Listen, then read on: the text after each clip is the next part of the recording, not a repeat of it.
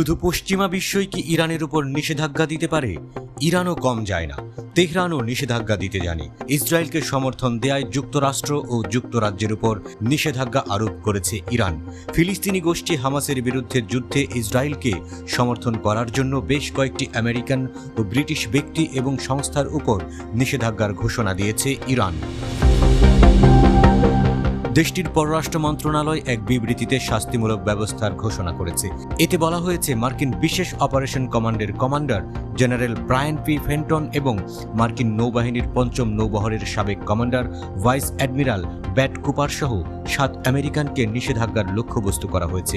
British কর্মকর্তা এবং সংস্থাগুলির মধ্যে রয়েছে প্রতিরক্ষামন্ত্রী গ্র্যান্ট শাপস, ব্রিটিশ সেনাবাহিনীর কৌশলগত কমান্ডের কমান্ডার জেমস হুকেনহুল এবং লোহিত সাগরে যুক্তরাজ্যের রয়্যাল নেভি।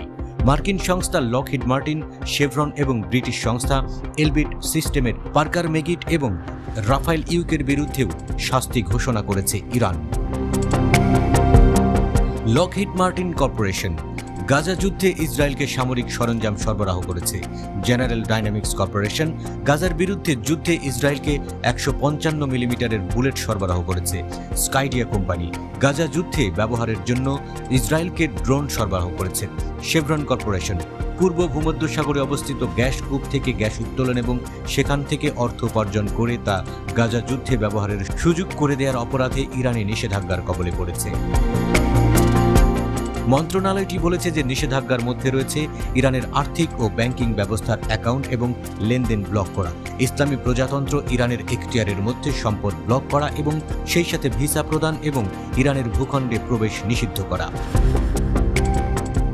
ইরানের দেওয়া এই নিষেধাজ্ঞার ফলে এসব ব্যক্তি ও প্রতিষ্ঠানের উপর কী ধরনের প্রভাব পড়বে বা ইরানের সঙ্গে তাদের চুক্তি বা ইরানে থাকা তাদের সম্পদের বিষয়টি স্পষ্ট নয়।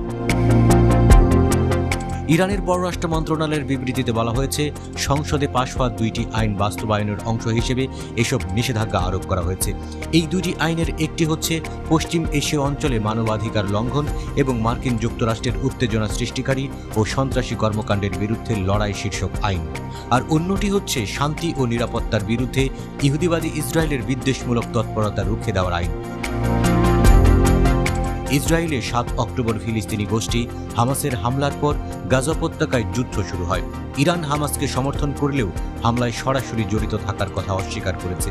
হামাসের বিরুদ্ধে ইসরায়েলের প্রতিশোধমূলক আক্রমণে গাজায় কমপক্ষে ৩৪,৫৬৮ জন ফিলিস্তিনি নিহত হয়েছে। হামাস পরিচালিত স্বাস্থ্য মন্ত্রণালয় অনুসারে যাদের বেশিরভাগই নারী এবং শিশু।